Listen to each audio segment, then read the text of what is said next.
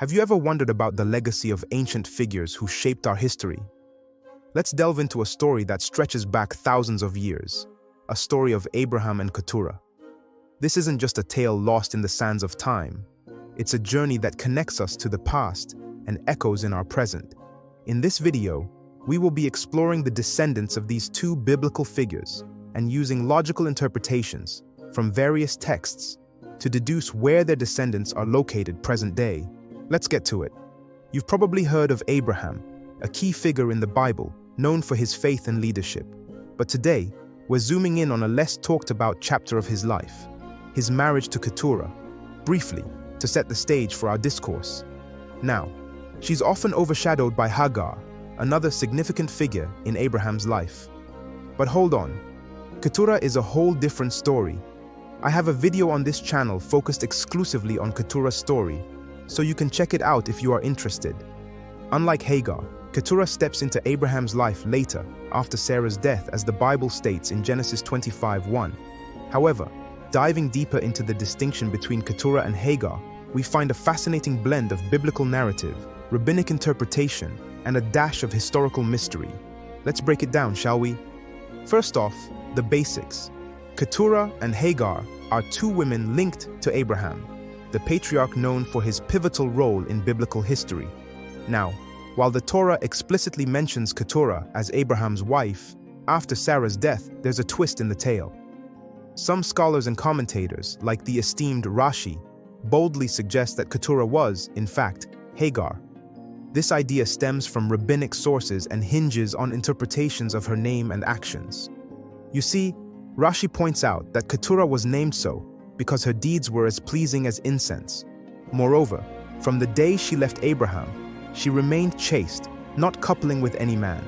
This interpretation is bolstered by Targum Yonatan, which makes a more direct statement, claiming that Keturah was indeed Hagar. The Targum Yonatan is the official Eastern Aramaic translation to the Nevi'im. The Nevi'im, which literally means prophets, is the second major division of the Hebrew Bible, lying between the Torah and Ketuvim, books of Chronicles, Ezra, and Nehemiah. It consists of books like Joshua, Judges, Isaiah, Jeremiah, and the 12 minor prophets, Hosea, Amos, etc. Now, you might be wondering, why all this fuss about names and actions? Well, in the world of biblical and Talmudic scholarship, every detail counts. The name Keturah, interpreted as incense or binding, provides a clue. The notion here is that Keturah, or Hagar, remained spiritually and morally bound to Abraham even after their separation. This binding wasn't just a matter of marital status, it was about her fidelity and commitment to the values and life she shared with Abraham. However, not everyone's on the same page. Other commentators staunchly reject the idea that Keturah was Hagar. They point to the different circumstances and roles of these two women in Abraham's life. Hagar, initially Sarah's handmaid, bore Abraham his first son, Ishmael, under complex and contentious circumstances.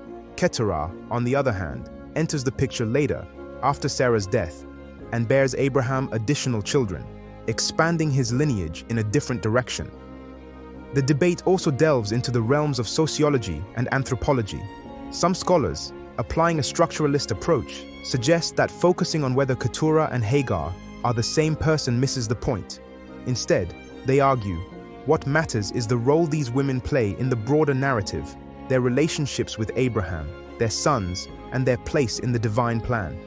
In other words, it's not about the historical identity of Keturah or Hagar, but about the archetypes they represent in the story of Abraham and his descendants. Interestingly, the identification of Keturah with Hagar finds resonance in the way their children are treated in the biblical narrative. The fact that the sons of Keturah are named, as well as their descendants, signifies their importance, much like Ishmael, Hagar's son. This attention to lineage and naming in the Torah often indicates significance, hinting at a deeper connection between Keturah and Hagar and their role in fulfilling God's promise to Abraham of innumerable descendants. So, who were the children of Abraham and Keturah? The names of their children were Zimran, Jokshan, Medan, Midian, Ishbak, and Shua. These are names that might not ring any bells for you, but their impact? Oh, that's a different story. Their descendants spread out, becoming influential tribes and communities. They were like branches reaching out, planting seeds of change in various corners of the ancient world. Each son went on to become the head of his own nation. This expansion of Abraham's lineage was part of the divine plan. God promised Abraham that his descendants would be as numerous as the stars in the sky, and these 6 sons played a key role in making that a reality.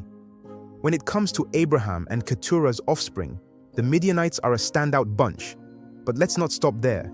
There's a whole world of descendants to explore.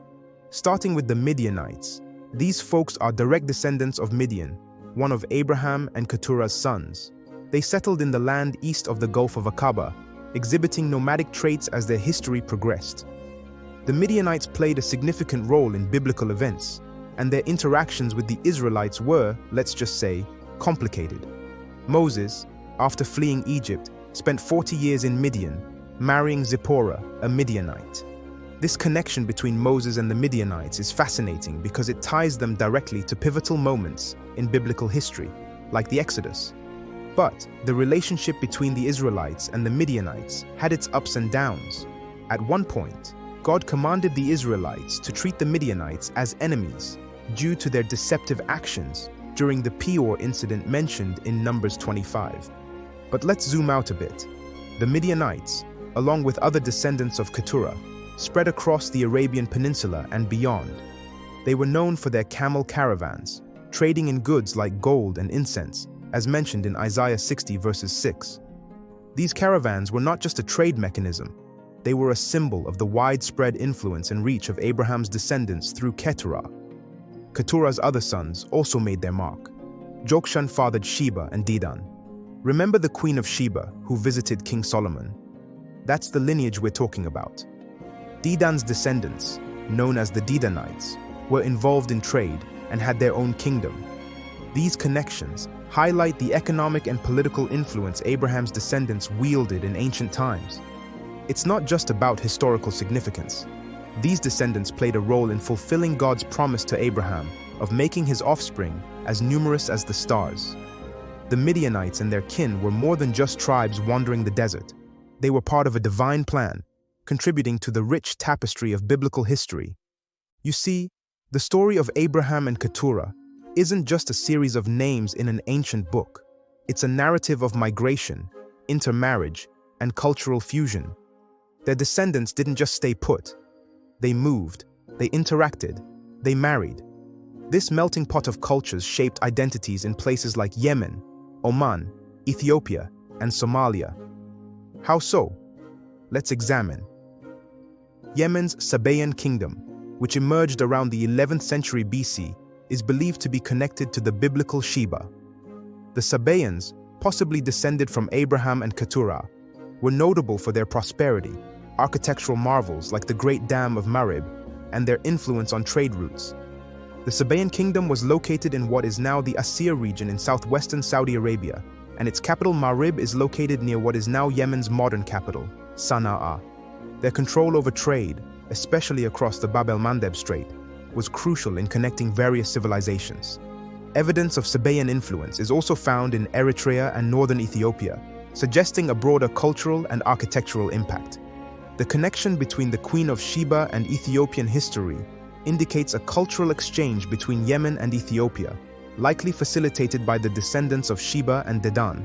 This exchange could have led to a shared heritage and cultural practices between these regions. The spread of South Arabian culture to Ethiopia and Somalia, including language and religious practices, underscores the significant influence of Abraham's lineage in the Horn of Africa. When it comes to Midian, it was located in the northwestern Arabian Peninsula, east of the Gulf of Aqaba.